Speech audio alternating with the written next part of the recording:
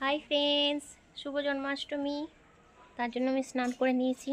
এবার পুজো দেওয়া হয়ে গেছে। এরপর পুজো দিতে যাব, বাড়িতে পুজো দেওয়া হয়ে গেছে।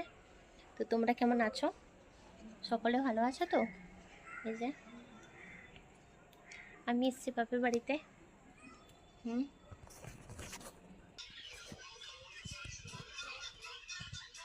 এই যে চলে এসেছি। এই যে কানাজি, এই যে ও ছোট্ট কৃষ্ণা, এই যে বাকি সব মন্দিরগুলো। ফ্রেন্ডস, এই যে পুজো দিতে যাবো, তার জন্য প্রসাদ সব ফল টল কাটা হয়ে গেছে।